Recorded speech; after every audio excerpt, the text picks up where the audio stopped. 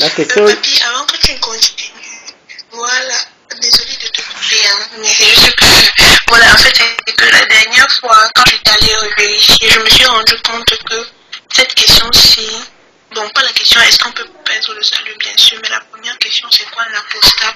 C'est une question à laquelle j'avais posée et on n'avait pas encore répondu depuis. Et après de cette question, j'avais demandé que le disciple-là, c'était quoi en fait? Donc, j'avais oublié d'écrire l'apostat. Mais c'est ce dont je m'étais rendu compte. Donc, c'était une question qui était en suspens depuis. Ok. Donc, la question du frère Michael, qui a plusieurs volets, en réalité, qui a plusieurs volets, la voici. C'est qui un apostat selon ce que dit le frère Paul. Voilà.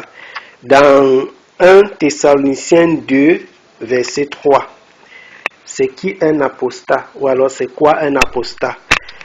Donc, on va lire. Il dit, et qu'est-ce qu'il veut davantage nous enseigner lorsqu'il parle ainsi dans Hébreux chapitre 6, 1 à 6? Bon, je crois que ça c'est par rapport à la deuxième question. Donc, la première, c'est sur l'apostat. Ok, 1 Thessaloniciens 2. 1 Thessaloniciens 2. Nous allons lire ensemble. 1 Thessaloniciens 2. Ok, le frère a parlé du verset 3. Je vais lire donc 1 Thessaloniciens 2, je lis à partir du verset 1 à 3. Vous savez, 2 Thessaloniciens 2 plutôt, verset 2 à 3. Bon, verset 1 à 3, je vais lire.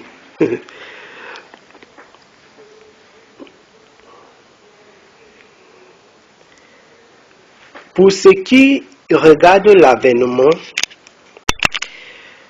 de notre Seigneur Jésus-Christ et notre réunion avec lui, nous vous prions, frères, de ne pas vous laisser ébranler facilement dans vos pensées et de ne pas vous laisser troubler par quelque inspiration ou quelque parole ou quelque lettre que l'on dirait venir de nous, comme si le jour de Christ était proche.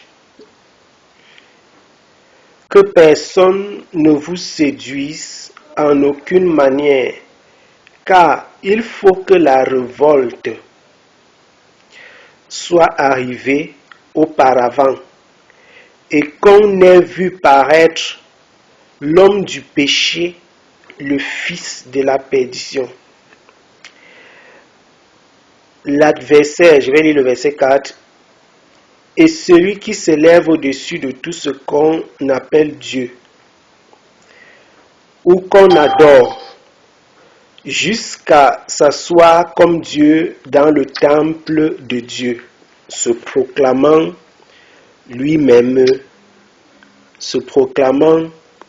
lui-même Dieu. Ok, voilà le texte.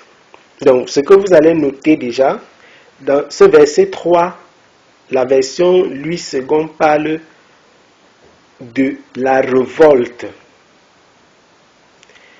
L'apostasie, dans la version Osterval, plutôt, on parle de la révolte. La version Louis II utilise l'expression apostasie, justement. Je lis donc dans la version Louis II. Que personne ne vous séduise d'aucune manière, car il faut que l'apostasie soit arrivée auparavant. Donc, le frère demande, c'est quoi un apostat? Qu'est-ce qu'un apostat? Pourquoi on peut dire que quelqu'un est apostat? Comment et pourquoi? Voilà. À la suite de la question du frère, il a dit, et qu'est-ce qui à la suite de la question du frère sur c'est quoi un apostat. Il a dit, qu'est-ce qu'il veut dire davantage? Qu'est-ce qu'il veut nous enseigner, l'apôtre Paul, dans Hébreux chapitre 6, versets 1 à 6. Vous avez noté 2 Thessaloniciens plutôt, 2, 1 à 4 que nous avons lu, Hébreux chapitre 6, 1 à 6. Nous allons lire également Hébreux chapitre 6, 1 à 6 et j'espère que vous m'écoutez parce que je n'ai pas les moyens de savoir quand ça se coupe. Hébreux 6, 1 à 6. Je lis, nous sommes sur l'apostasie. C'est pourquoi, laissant les premiers principes de la doctrine de Christ, tendons à la perfection, ne posant pas de nouveau le fondement du renoncement aux œuvres mortes et de la foi en Dieu, de la doctrine des baptêmes, de l'imposition des mains, de la résurrection des morts, du jugement éternel. Et c'est ce que nous ferons si Dieu le permet.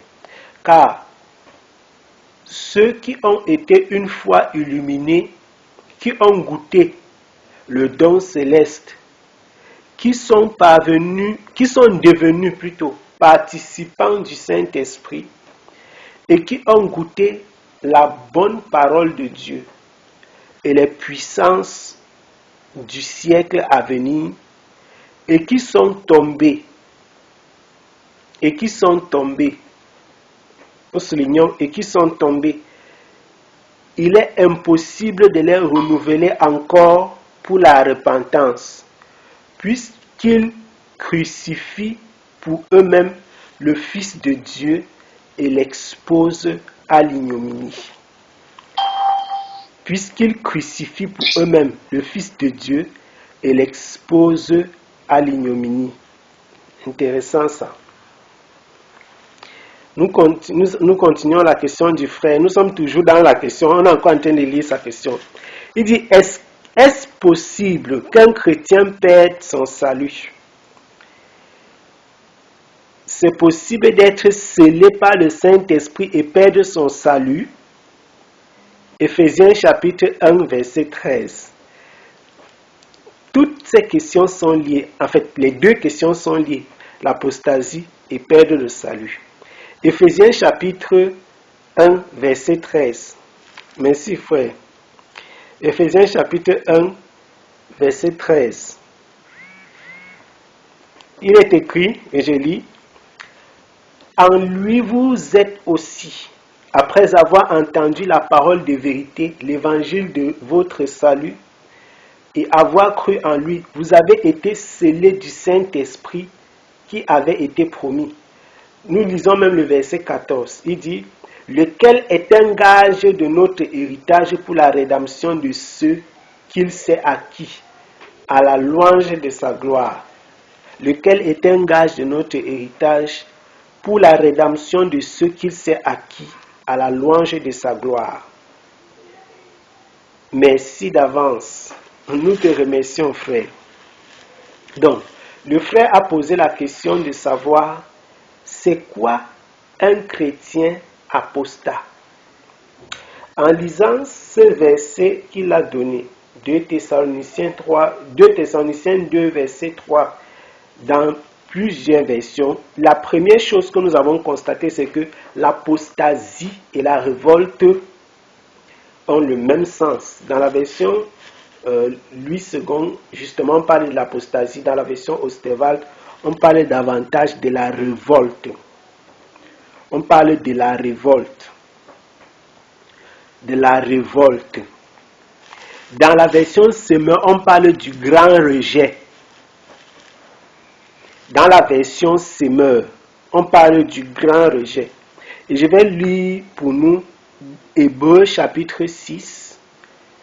Donc, le verset, je vais lire pour nous dans la version Semeur. Hébreux chapitre 6. Hébreux chapitre 6. À partir du verset, juste le verset 4.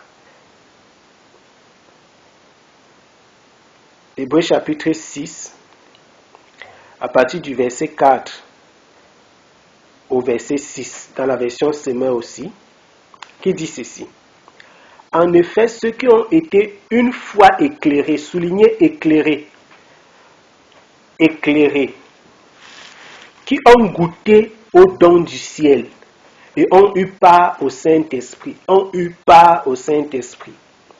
qui ont exprimé combien la parole de Dieu est bienfaisante et qu'il a fait l'expérience plutôt des forces du monde à venir.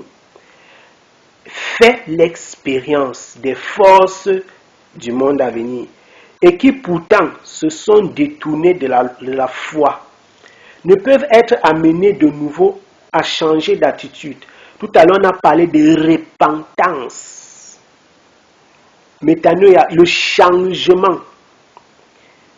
Car ils crucifient le Fils de Dieu pour leur propre compte et le déshonorent publiquement. Ils crucifient le Fils de Dieu pour leur propre compte et le déshonorent publiquement.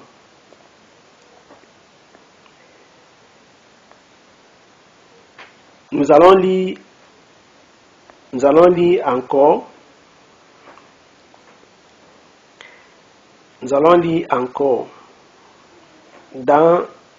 On va lire Éphésiens chapitre 1, dans cette même version. Et puis, on va parler. Éphésiens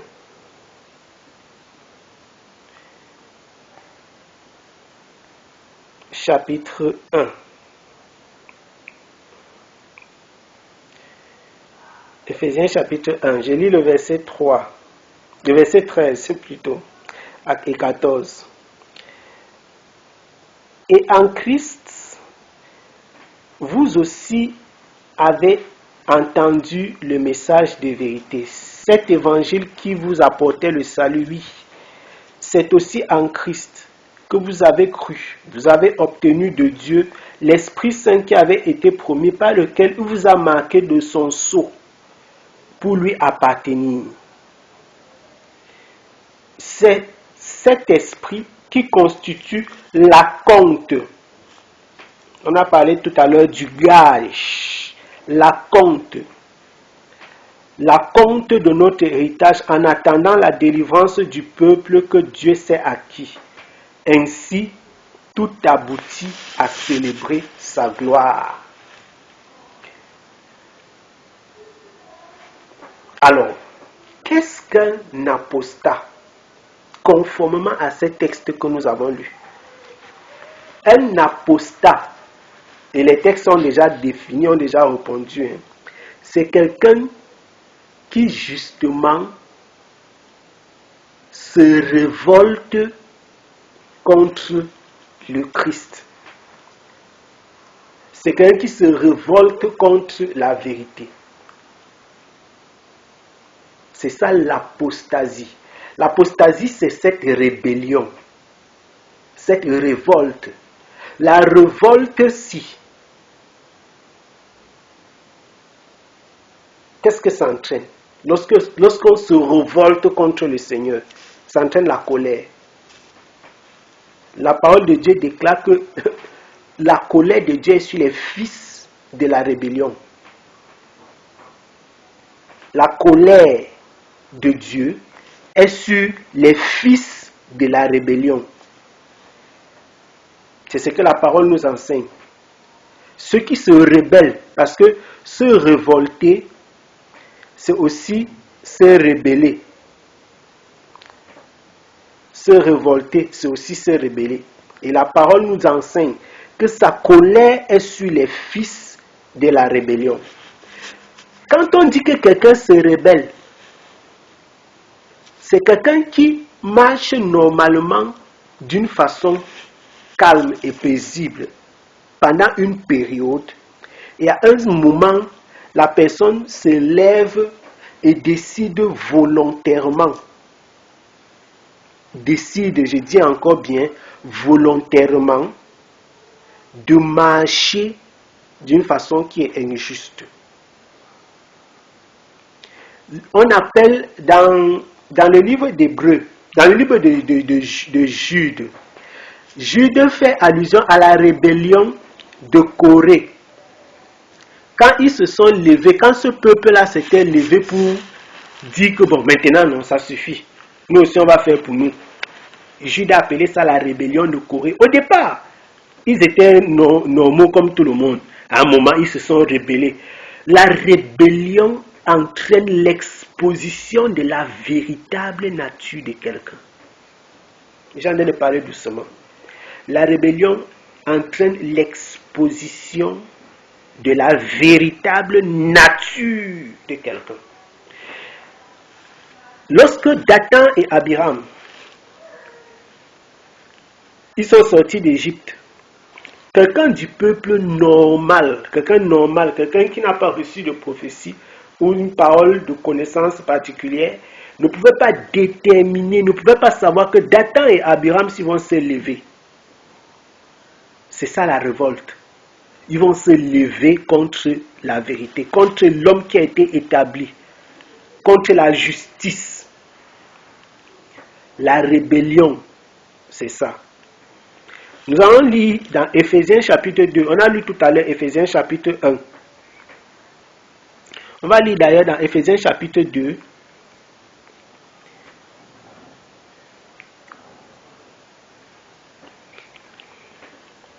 Éphésiens chapitre 2. Je vais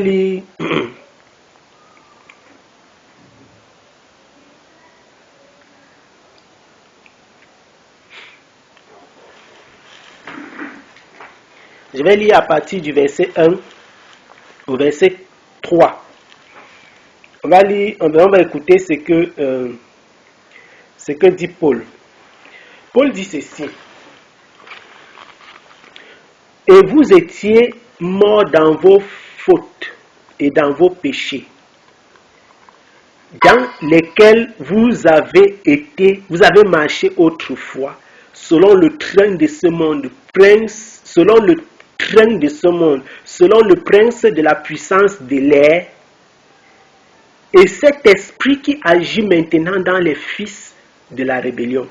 Donc, ils ont marché selon le prince de la puissance de l'air. Donc, quand ils étaient dans le monde, ils ont marché selon le prince de la puissance de l'air, de cet esprit qui agit maintenant dans les fils de la rébellion. Donc, les fils de la rébellion, il y a un esprit qui agit en eux, parmi lesquels nous vivions tous autrefois selon les convoitises de notre chair, accomplissant les désirs de la chair et nos pensées.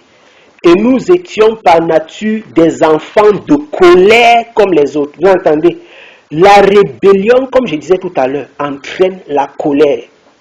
Des enfants de colère. On veut comprendre que c'est quoi l'apostasie. Quand dit-on que quelqu'un est apostat? Colossiens chapitre 3. Colossiens chapitre 3. Colossiens chapitre 3. Voici ce qu'il dit dans Colossiens chapitre 3. Mais quand, verset 4, je vais lire à partir du verset 4 jusqu'au verset 7. Du verset 4, le micro. Colossiens chapitre 3. Je vais lire à partir du verset 4. Colossiens 3. Du verset 4 à 10 plutôt. Je lis si vous êtes avec moi. Mais quand Christ, votre vie, paraîtra, alors vous serez aussi manifestés avec lui dans la gloire. Lisons. Faites donc mourir ce qui dans vos membres tiennent à la terre. Vous comprenez? Faites donc mourir ce qui dans vos membres tiennent à la terre, la fornication, l'impureté, les passions, les mauvais désirs et l'avarice qui est une idolâtrie. Maintenant, soulignez le verset 6 de Colossiens chapitre 3. Il faut souligner ça bien au propre, bien même. C'est pour ces choses, soulignons, car c'est pour ces choses que la colère de Dieu vient sur les enfants de rébellion, dans lesquels vous aussi avez marché autrefois lorsque vous viviez en elle.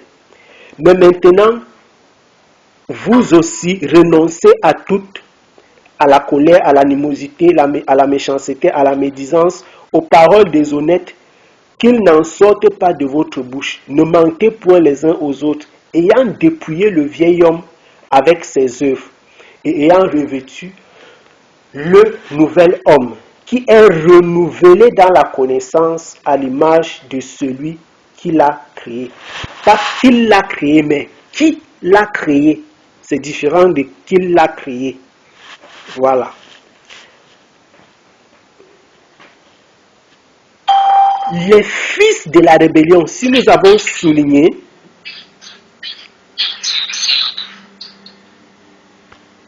si vous avez souligné, les fils de la rébellion, ce sont ceux qui marchent dans ces choses que nous avons dites. Et naturellement, qui savent qu'ils sont en train de marcher dans ces choses et volontairement le font. Voilà les fils de la rébellion. C'est des personnes qui, après avoir goûté, après avoir reçu, l'apôtre Paul a parlé tout à l'heure, ils ont eu une part de l'Esprit. La Bible ne dit pas qu'ils ont reçu le Saint-Esprit. Parce que dans l'Église, ce n'est pas tout le monde qui a reçu le Saint-Esprit. Il faut que ce soit, je veux dire, quand on se retrouve en une assemblée, ce n'est pas tout le monde qui a reçu le baptême dans le Saint-Esprit. Certains ont reçu le baptême dans le Saint-Esprit, certains croient. Et ils sont chrétiens. Et ils marchent avec le Seigneur. Et ils ont eu part à l'Esprit. Il y a plusieurs façons d'avoir part à l'Esprit. Je vous donne par exemple. Il y a plusieurs façons d'avoir part à l'Esprit. Je prends juste un exemple. Tu es dans le monde, je ne sais pas, tu es pécheur. Tu es une prostituée. Et le Seigneur te fait grâce, on te prêche la parole, tu crois, tu dis que j'accepte cette parole-là. Tu quittes la prostitution, tu viens maintenant pour commencer à marcher avec le Seigneur. Et puis un matin, tu te décides de laisser tout ça. Alors que quand tu étais dans ta prostitution, peut-être tu avais attrapé une maladie, tu es venu dans le Seigneur, on a prié pour toi et tu as été guéri. J'espère que vous êtes en train de m'écouter parce que je n'ai aucun retour. Quand tu as été guéri, donc tu as reçu une part du Saint-Esprit. La part, ça ne veut pas dire que tu as reçu le baptême du Saint-Esprit, mais le Saint-Esprit agit dans ta vie. Certains parmi vous qui m'écoutez, on a prié pour vous par exemple un jour et vous avez reçu la délivrance, vous avez reçu la guérison, vous avez reçu une part de l'Esprit. Certains parmi vous avez des problèmes et le Seigneur est intervenu dans leur vie. Je ne sais pas si vous m'écoutez toujours. Donc, le Saint-Esprit vous a fait part des dons du ciel. J'espère que vous m'écoutez bien. Le Saint-Esprit vous a fait part des dons. On a lu dans quelle version là tout à l'heure? Il était justement question dans une version que nous avons écoutée tout à l'heure, des dons de la puissance du ciel, de la puissance à venir. Le Saint-Esprit a agi dans ta vie.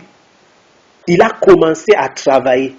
Ce n'est pas que tu as reçu le baptême dans le Saint-Esprit. Le texte en question ne fait pas allusion en fait au baptême dans le Saint-Esprit. Mais il fait allusion au fait que tu aies reçu des parts de l'Esprit. C'est un peu comme je crois que vous comprenez. Quand tu parles chez le médecin par exemple et qu'il te bande et qu'il te bande, je sais pas, il bande ta plaie, ou bien quand quelqu'un a quelque chose et qu'il te donne une partie de ce qu'il a, donc il te fait participer, soit à sa connaissance, ou bien il te fait participer à ses biens. Voilà. Ça, faire part.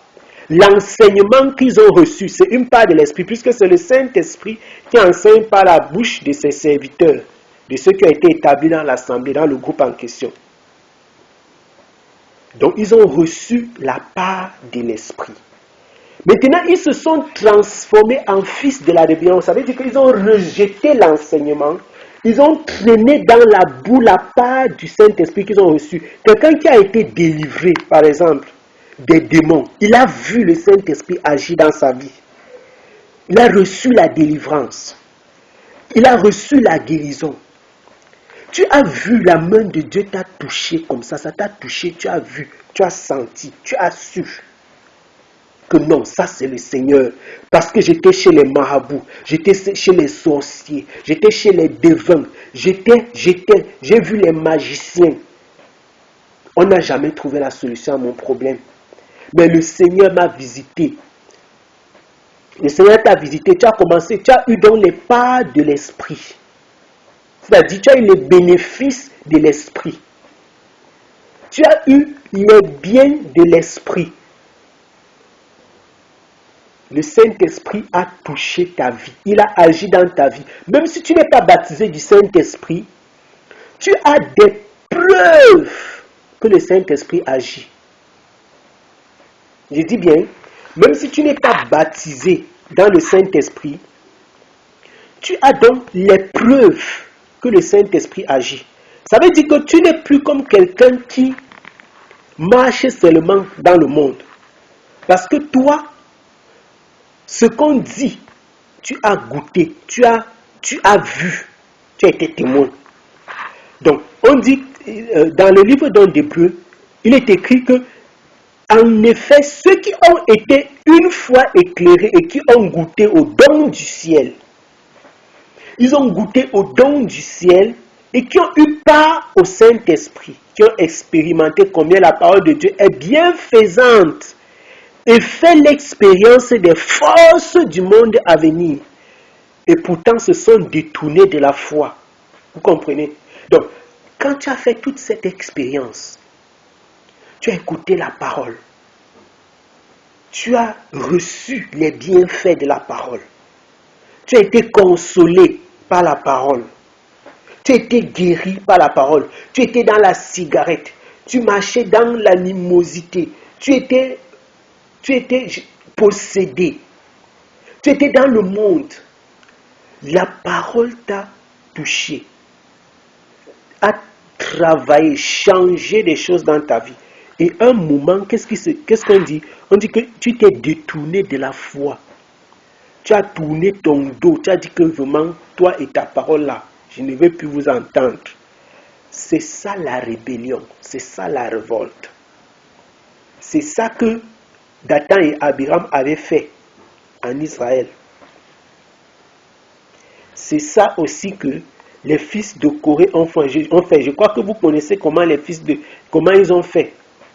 Comment ils se sont organisés pour s'élever contre eux, loin du Seigneur. C'est ça la révolte. Et la parole de Dieu déclare donc que la colère de Dieu est sur les fils de la rébellion. Et tout à l'heure, nous avons lu dans le livre de Colossiens, au chapitre 3, quelles sont les caractéristiques des enfants de colère, des fils de la rébellion. Donc, après t'avoir prêché la vérité, la justice, après t'avoir prêché ce qui est droit, la droiture, tu te lèves donc un matin, tu dis que ce que j'ai vu là, je m'en fous de ça. Tu te lèves donc, tu commences à marcher dans ta propre direction. Tu dis que l'impudicité là, je ne gère pas ça. L'animosité, le mensonge, la colère, tout ça, je vais marcher dedans. Pourtant, tu connais la vérité. Parce que quelqu'un ne peut pas être un fils de rébellion quand il ne sait même pas de quoi il est question.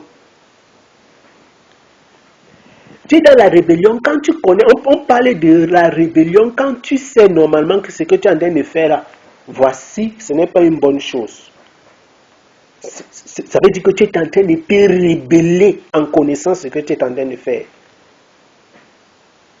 C'est-à-dire tu marches dans le mensonge, tu marches dans l'impureté, sachant que cette affaire-là, ce n'est pas juste.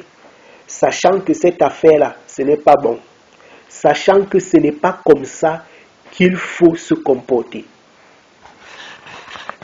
Ce n'est pas comme ça qu'il faut se comporter. Dans 2 Thessaloniciens chapitre 2, quand l'apôtre Paul donne des avertissements, vous voyez, l'apôtre, il dit quoi? Quand il dit qu'au sujet de la venue de notre Seigneur Jésus-Christ et de notre rassemblement auprès de lui, nous vous demandons, frères, de ne pas vous laisser, c'est une erreur qu'ils ont faite là, si facilement ébranlé dans votre bon sens, ni troublé, écoutez, par une révélation, un message ou une lettre qu'on nous attribuerait et qui prétendrait que le jour du Seigneur, si on parle d'une lettre qui vient de l'apôtre Paul, si on parle un quelconque message qui vient de l'apôtre Paul, ça veut dire qu'on est en train de parler de cela dans l'église. Donc il s'agit des chrétiens. Vous comprenez un peu. Je vais même donner le deuxième aspect de l'apostasie ici. Si on parle d'une lettre qui vient de Paul, ça veut dire que ce sont d'autres chrétiens qui sont en train qui ont écrit cette lettre-ci. Ce sont d'autres prédicateurs qui écrivent cette lettre et qui disent que c'est Paul qui a écrit. Et que dans la lettre-là, l'apôtre Paul a dit que le jour du Seigneur est déjà venu. Il dit que personne ne vous égare d'aucune façon. Donc, les apostats sont ceux qui égarent le peuple dans le mensonge aussi. Maintenant, il dit quoi? Car ce jour n'arrivera pas avant qu'éclate le grand rejet de Dieu et qu'apparaisse l'homme de la révolte qui est destiné à la perdition, l'adversaire qui s'élève au-dessus de tout ce qui porte le nom de Dieu et de tout ce qui est l'objet d'une vénération religieuse. Il ira jusqu'à s'asseoir dans le temple de Dieu en se proclamant lui-même Dieu. Les apostats, quand on parle donc de ce temps d'apostasie, l'apôtre Paul dit que le retour du Seigneur ne se fera pas avant que le temps de l'apostasie n'arrive. Ce jour-là n'arrivera pas avant qu'éclate le grand rejet. Quand on dit rejet, tu ne peux pas rejeter quelqu'un qui n'est pas venu à toi. C'est-à-dire il faut que quelqu'un vienne à toi pour que tu le rejettes. La grande rébellion. Dans la version Osterval, on a parlé de la grande révolte. Voici donc l'heure de la grande révolte. Nous sommes en plein dans la grande révolte là maintenant. Combien de prédicateurs que vous rencontrez là dehors, ils enseignent des choses abominables.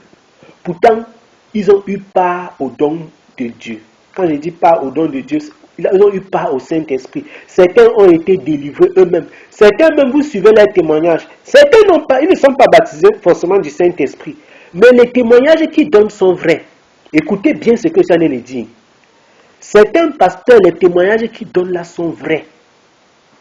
C'est ça l'apostasie. Ils étaient véritablement dans le monde. Ils ont vraiment eu le témoin, ils ont vraiment écouté l'évangile. On leur a vraiment prêché. Écoutez bien. Et ils sont sortis de la fausseté du monde. Donc, un prédicateur va te dire que moi, regardez mes photos, ça c'est quand je chantais le rap, le reggae. On dit ou c'est la reggae, en tout cas, je ne suis pas en français. Je chantais quoi, j'étais dans le monde, je gardais les cheveux, j'étais un rastaquoué, j'étais un ceci et cela. Ils vont vous donner ce témoignage. Il dit que Jésus-Christ m'a visité. Aujourd'hui, je suis devenu pasteur. Mais si tu pars dans sa vie, tu te rends compte que la puissance qu'il utilise, il est parti au bord de l'eau voir Mami Wata pour prendre. On appelle donc ça l'apostasie. Donc, le témoignage qu'il fait de Dieu est vrai. Donc, il est vraiment sorti du monde. Beaucoup là, ils font un témoignage vrai. Ils sont sortis du monde vraiment. Et ils étaient entrés en Christ. Ils ont encore rejeté le Christ là maintenant. Vous comprenez un peu? Ils sont donc des apostats. des rebelles, des personnes qui ne sont pas restées tranquilles et qui n'ont pas suivi la voie qu'il fallait suivre tranquillement et posément. Ils ont voulu brûler les étapes. Comme ceux-ci qui écrivent la lettre, ils veulent que le jour du Seigneur arrive avant que ce ne soit l'heure. Ils commencent à dire que l'apôtre Paul a écrit ça. Ils font lire ça aux gens. Vous comprenez? C'est ça l'apostasie. Et ça, c'est le deuxième aspect de l'apostasie. Nous avons lu dans Colossiens chapitre 3. Tous ceux qui sont dans la rébellion, tous ceux qui ont connu la vérité et qui se détournent pour suivre l'iniquité, pour vivre consciemment dans l'iniquité, ils sont dans la rébellion, ils tournent le dos à Dieu volontairement. Ils le rejettent. Ceux-ci aussi, de la grande révolte, du grand rejet, ils se rebellent, ils sont apostats, ils se détournent du Seigneur. Après avoir eu des parts du Saint-Esprit, après avoir goûté au don du ciel. Après avoir goûté au don du ciel. Donc, ils ont marché dans le monde. Le Seigneur les a visités d'une façon ou d'une autre. Ils ont goûté à la vérité. Après, ils ont encore tourné le dos. Il y a beaucoup de pasteurs, beaucoup de prédicateurs qui sont dans cette posture. Leurs témoignages, ils te disent, non, moi j'étais dans le monde, j'ai eu ceci, voici comment, ce qui s'est passé dans ma vie. Aujourd'hui, vous partez dans leur vie. Si on vous donne les détails de leur vie, vous allez vous rendre compte que ce sont des occultistes. Ils sont partis voir les Mami Wata, tel est parti se mettre à genoux devant tel pasteur. Quand vous allez suivre les témoignages, les gens qui les ont connus au début vont vous dire qu'il était vraiment dans le monde, il a changé, je ne sais pas ce qui s'est passé. Vous comprenez ça? On va te dire qu'il était dans le monde, il était dans le monde, je connais le pasteur si, il a fait ceci, il a changé, c'était vrai, moi je l'ai vu, et ce que les gens disent c'est vrai. Mais qu'est-ce qui s'est donc passé? L'apostasie. L'apostasie, à un moment la personne s'est détournée définitivement et totalement de la vérité pour rentrer dans le mensonge, dans l'iniquité et vivre en sachant. Quand tu pars pour signer le contrat avec Mami Wata, avec la reine des eaux, elle te dit, est-ce que tu es chaud dans l'affaire? Tu parles là, tu dis que oui. Elle te dit que pas réfléchir. Satan, c'est ça.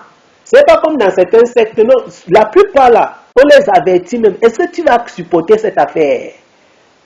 Il part te réfléchir avant de revenir, dire qu'il va supporter.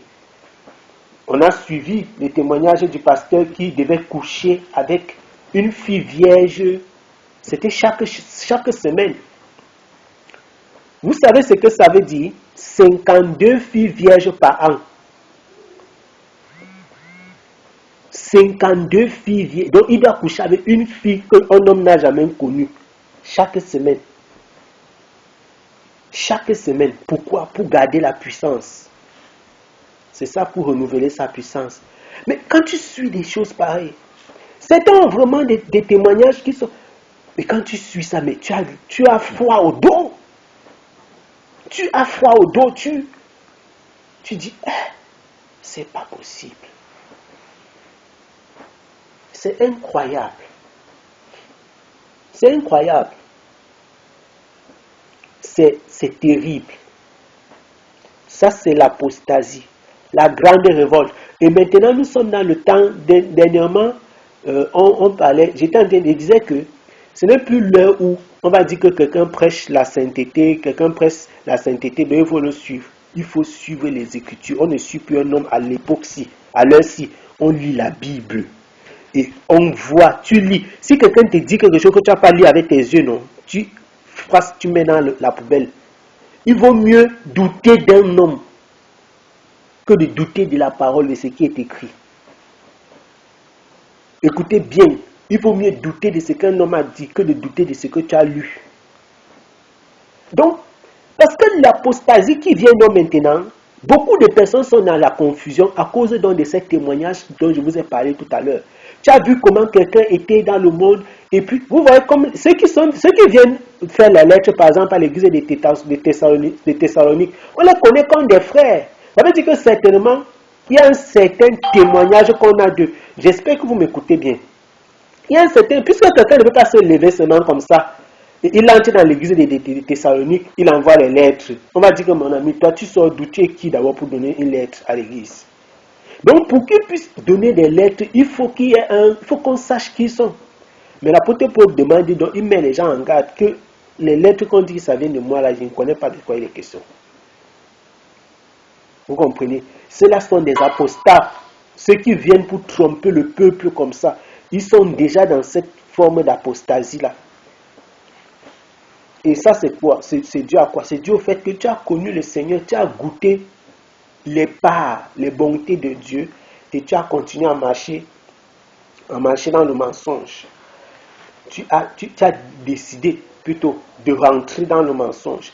Donc, dans les livres d'Hébreux, au chapitre 6, il dit que, et qui pourtant se sont détournés de la foi, et qui pourtant se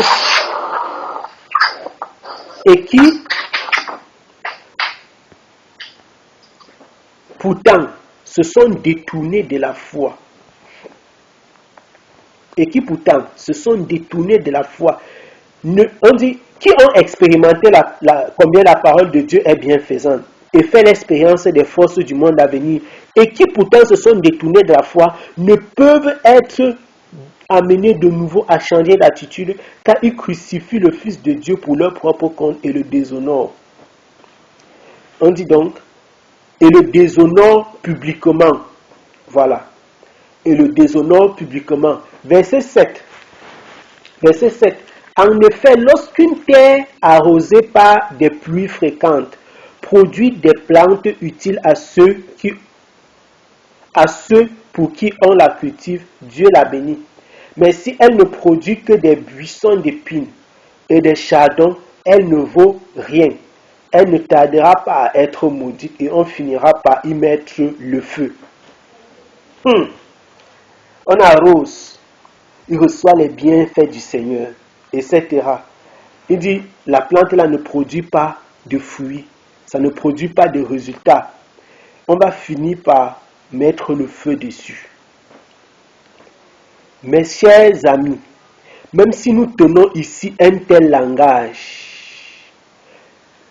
écoutez, j'espère que vous êtes toujours en train de me suivre, parce que avec voilà, je peux pas dire avec certitude, mais voilà, il dit, mes chers amis, écoutez donc là où il arrive. Même si nous tenons ici un tel langage, nous sommes convaincus que dans ce que nous venons de dire, vous êtes du bon côté. Vous comprenez? Celui du salut. Car Dieu n'est pas injuste au point d'oublier l'activité que vous avez déployée par amour pour lui, dans les services que vous avez rendus et que vous rendez encore à ceux qui lui appartiennent. Mais nous désirons, et ça c'est une parole qui s'adresse à moi, à nous, à chacun d'entre nous, que chacun de vous fasse preuve du même zèle pour amener votre espérance à son plein épanouissement jusqu'à la fin. Ainsi, vous ne vous relâcherez pas, mais vous imiterez ceux qui par leur foi et leur attente patiente reçoivent l'héritage promis. Donc, l'apôtre Paul, après avoir donné je ne sais pas s'il veut dire ces avertissements, après avoir parlé de façon si rude, dure, de comment un homme qui a goûté les bienfaits de Dieu a changé, s'est tourné, s'est détourné et est parti crucifier le Fils. Après avoir dit que ces personnes-ci qui ont été arrosées par la parole, l'eau, la parole, ils ont été arrosés, qui ont reçu et qui finalement ont rejeté. Il dit que c'est déjà des terres qui ne produit pas de fruits après tout ce travail va finalement être jeté. Qu'est-ce qui se passe? Pourquoi il y a donc ce rejet? Et c'est ici que nous faisons donc, on va donc glisser progressivement pour toucher l'aspect perdre le salut. Parce que c'est là où nous comprenons donc que ici il ne s'agit pas de la perte du salut, mais il s'agit de la révélation de la nature. Il s'agit de la révélation de la nature de la personne depuis le départ. Donc, on a versé l'eau. C'est-à-dire, si tu prends le cocotier, tu verses l'eau dessus n'importe comment, ça ne peut pas donner la banane. Ça ne peut pas donner les bananes. Donc, si quelqu'un doit perdre le salut, la personne va perdre son salut parce que tôt ou tard, même si elle est parmi les enfants de Dieu et elle marche avec les enfants de Dieu, un jour la nature de la personne va se révéler et va se manifester. La personne va sortir ses griffes. On va savoir que, ok, la personne-ci n'était pas un enfant de Dieu. Dans Matthieu chapitre 13, quand le Seigneur il donne la parabole du blé et des livrets, il dit que quand les serviteurs ont demandé au maître, est-ce qu'il faut qu'on aille arracher l'ivraie pour laisser que le blé puisse croître? Le blé et l'ivraie là, les deux recevaient la pluie. C'est-à-dire quand on verse, quand la pluie tombe, ça ne tombe pas sur le blé seulement. J'espère que vous êtes en train de m'écouter. La pluie tombe sur le blé et sur l'ivraie. Enfin, j'espère. La pluie, quand ça tombe dans ce texte-là, ça ne tombe pas sur le blé seulement, ça tombe sur le blé et sur l'ivraie. Donc, les deux croissent. Sauf que le blé va donner les fruits et l'ivraie ne va rien donner. Donc, on va, à la fin, quand on va faire la récolte, on va arracher l'ivraie pour jeter dans le feu. J'espère que vous comprenez. Le blé donne le fruit parce que c'est la nature du blé. L'ivraie ne donne pas de fruits parce que c'est la nature de l'ivraie depuis le départ. Même comme ça grandissait, ça ne pouvait pas donner les fruits à cause de sa nature. Il y a aussi des gens qui grandissent en connaissance. Connaissance des Écritures, en connaissance de ceci, mais qui ne changent pas, qui ne sont pas transformés. Des gens qui cultivent, voilà. Il y a des gens qui vivent, ils sont en Christ, ils vivent le péché et ils cultivent le péché dans les assemblées.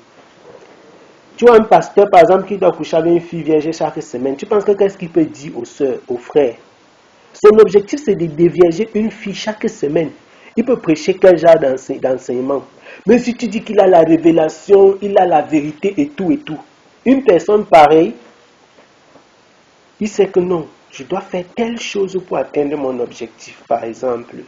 Et donc, la personne, malgré le fait qu'elle parle du nom du Seigneur, elle est dans l'apostasie. À la lumière du monde, ce que les gens observent à première vue, on va dire que non, c'est un serviteur de Dieu, c'est un moine de Dieu. Mais derrière, celui qui observe de la façon juste, il voit l'apostasie, non seulement dans les détails de ses enseignements, mais dans son comportement. Et d'ailleurs, nous avons vu comment on détecte, on voit les fils de la rébellion, comment ils sont. Quelqu'un qui marche, c'est pourquoi l'apôtre Paul a dit dans 1 Corinthiens chapitre 5, que si quelqu'un, il dit qu'il est un frère, et il est en train de marcher de cette façon, s'il ne le salue même pas, de manger pas avec lui, j'espère que vous avez lu les textes avec moi. Aujourd'hui, si tu fais ça, les gens vont dire que tu es dur, oh, tu me juges. Ce n'est pas juger, ce n'est pas nous qui disons. L'apôtre Paul a dit que si quelqu'un dit qu'il est un frère, donc il a dit de sa propre bouche, j'ai dit que je suis un frère, il t'appelle ma soeur Daniel. Après moi, je viens et je te drague. Et toi, tu m'avertis que frère, pardon, on ne fait pas les choses comme ça. Je te drague encore 2 fois, 3 fois, tu m'avertis. C'est que je ne suis pas un frère, c'est ce que l'apôtre Paul dit. Puisque je suis dans l'impudicité, je suis en train de te conduire dans l'impudicité, donc je ne suis pas un frère. Donc, si je suis cupide, je vole l'argent de merveille. Chaque jour, 2 fois, 3 fois, je l'ai frappé. Elle me donne son argent que garde. Je dis que ok, je devais garder ton argent. Je ne garde pas. Je mange. Je veux mon argent. Ouais, vraiment. On voit la cupidité, on voit l'amour du monde comme ça. Les gens disent qu'on est en train de les juger. L'apôtre Paul dit que ce n'est pas le jugement. Ce n'est pas le jugement.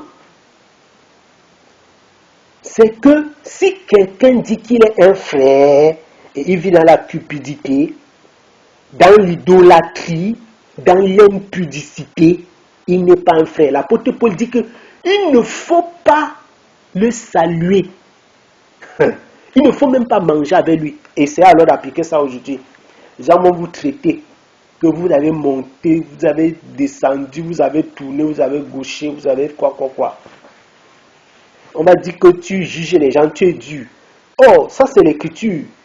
Mais quand la Bible dit que il faut aimer son prochain comme soi-même, l'amour, il faut faire ceci, on va dire vraiment ça c'est l'amour. Vous voyez comment on choisit, non? Comme on dit souvent là, on dit que quoi là, à géométrie variable, hein? Tu prends la parole comme ça, quand ça prend le sens qui te plaît, tu es d'accord. Quand ça prend le sens qui ne te plaît pas, tu n'es plus d'accord. On doit prendre dans tout, comme c'est, on doit prendre ça comme ça. Partout où ça part, on part aussi. Vous comprenez? Donc, ça c'est la rébellion. Quelqu'un qui a écouté la vérité, qui a écouté le Seigneur, qui normalement sait ce qui doit se faire, mais qui continue à être dans l'assemblée, il est en train de jouer à la rébellion vraiment. Il peut être en train de le faire parce qu'il n'a même jamais reçu la parole là vraiment. Mais comme ça peut être un véritable rebelle animé par l'esprit de ce monde, par l'esprit qui anime pas le démon quoi, voilà, par un mauvais esprit, voilà. L'apôtre Paul a parlé par ailleurs du prince de la puissance de l'air, de l'esprit qui anime les fils de la rébellion. Il y a ceux dans l'église qui n'ont même jamais accepté la parole, donc ils font finta depuis le départ. Faire finta, donc ils font semblant depuis le départ. Il y a ceux qui font semblant depuis le départ. Ils sont venus avec les intentions. Il y a ceux qui sont les fils de la rébellion vrais. Ça veut dire qu'ils étaient venus, ils avaient vraiment reçu le changement. Mais quand ils sont arrivés, à un certain moment, ils ont encore changé le nouveau. Ça c'est dans la révolte. Comme on dit que les rebelles ambazoniens, entre guillemets. Quand on dit que tu es rebelle, c'était les gens qui marchaient avec le peuple, avec la nation. À un moment, ils disaient que non, ici, on n'est plus avec vous, on veut faire la sédition. On veut faire la séparation plutôt. On dit qu'ils sont devenus des rebelles. Ils se sont retournés contre le groupe qui marchait ensemble, avec lequel ils marchaient ensemble. C'est ça la rébellion. Quand tu deviens le loup, alors que tu marchais normalement avec tout le monde. Beaucoup de pasteurs sont donc dans cette rébellion-là.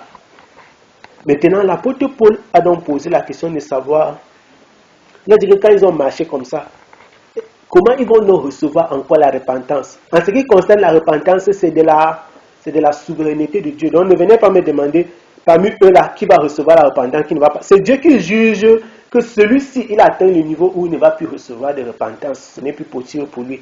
Celui-ci, je lui donne encore la possibilité de se repentir. C'est pourquoi parmi ceux qui marchent dans le désordre, un jour vous allez encore voir l'un d'entre eux dit que vraiment j'étais dans telle chose, le Seigneur m'a convaincu de revenir et je suis revenu. Donc c'est Dieu qui accorde, ce n'est pas un homme. Personne ne va te dire que celui-là va recevoir la repentance, celui-là ne va pas recevoir. Ça vient, je veux dire quoi, ça relève de sa grâce et de sa souveraineté. Mais ce que l'Écriture dit, c'est que les fils de la rébellion, la colère de Dieu leur est réservée. Donc si tu marches dans la rébellion et que tu meurs dans la rébellion, tu penses que tu vas t'attendre à quoi? La colère de Dieu leur est réservée, c'est ce que la parole déclare. La colère de Dieu est réservée aux fils de la rébellion. Donc ceux qui marchent dans l'apostasie, dans la rébellion, s'ils meurent dans cette circonstance, dans cette condition, même s'ils avaient eu les parts au Saint-Esprit, ils ont goûté au don. Quand je dis au don, ça ne veut pas dire qu'ils ont reçu les dons du Saint-Esprit. Ça veut dire que les dons du Saint-Esprit ont été manifestés dans leur vie. Par exemple, moi j'ai le don de guérison. Je prie pour toi et tu guéris. Ça ne veut pas dire que tu as reçu le don de guérison. Le don de guérison a été manifesté dans ta vie. Donc tu as eu des parts de l'Esprit de Dieu. Et tu as continué à vivre dans le péché. Tu as tourné le dos. Vous comprenez? C'est ça les parts dont il est question. Et c'est n'importe quel don agit de cette façon-là. Et cette personne-là se retourne donc encore pour entrer dans le monde. C'est ça donc la rébellion. C'est ça l'apostasie. C'est différent, j'étais en train de dire, c'est différent de la nature. Celui qui est le blé, il est le blé. Celui qui est l'ivraie est l'ivraie. Et donc, ça n'a rien à voir avec le baptême dans le Saint-Esprit. Quand tu es donc baptisé du Saint-Esprit, tu es sauvé parce que tu as reçu les arts de l'Esprit. Le baptême te scelle.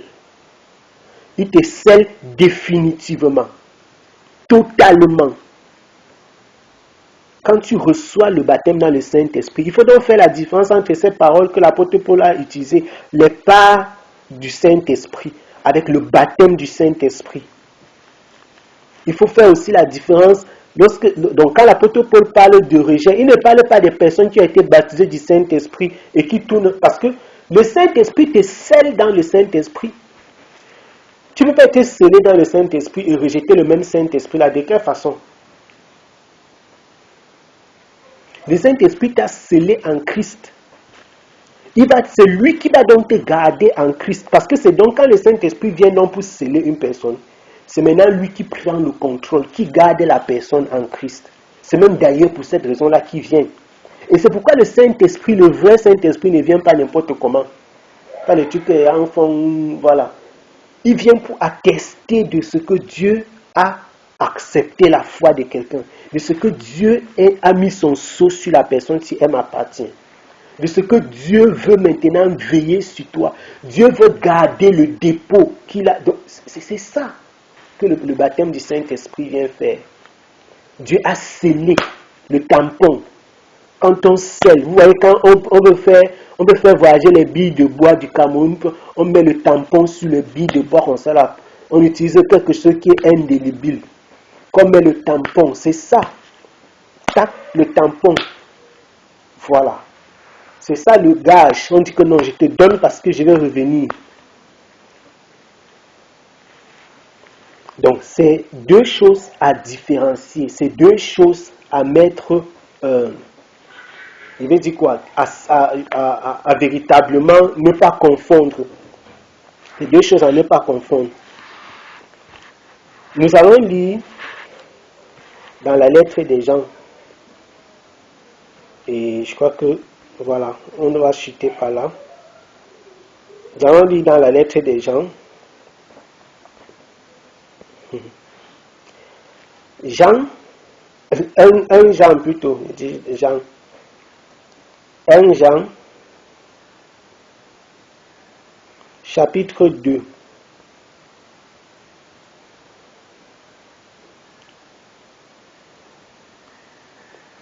Un Jean chapitre 2. Nous allons chuter par là.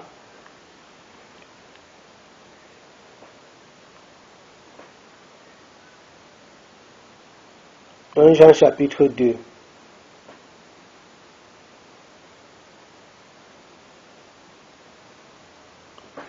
On va lire le verset 18 à 19.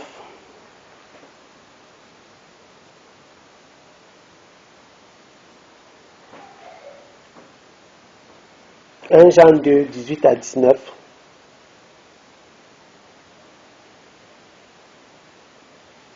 Je lis. Petits enfants, c'est ici la dernière heure. Ah Seigneur. Et comme vous avez entendu dire que l'Antichrist vient, il y a dès maintenant plusieurs antichrists. On en voit tous les jours là au milieu de nous. Hein. C'était une parenthèse. Par où nous connaissons que c'est la dernière heure. Il dit il y a dès maintenant plusieurs antichrists. Par où nous connaissons que c'est la dernière heure. Ils sont sortis d'entre nous, mais ils n'étaient pas des nôtres. Car s'ils eussent été des nôtres, ils seraient demeurés avec nous. Mais c'est afin qu'il fût manifesté que tous ne sont pas des nôtres. Je crois qu'il faut seulement dire Amen et on pas dormir. Ils sont sortis d'entre nous.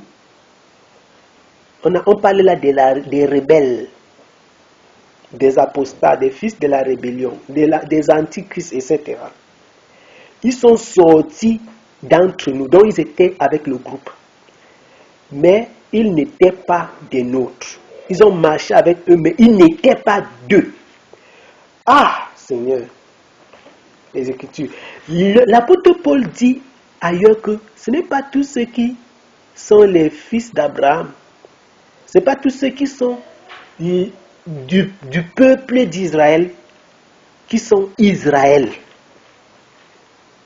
Ce n'est pas tous ceux, j'ai envie de dire, ce n'est pas tous ceux qui marchent dans les dimanches, qui partent entre guillemets à l'église, qui sont les enfants de Dieu, qui sont scellés de Dieu, qui sont aimés de Dieu, ou alors qui aiment Dieu. Ce n'est pas ceux qui disent Seigneur, Seigneur, comme Jésus dit, qui vont entrer dans son royaume.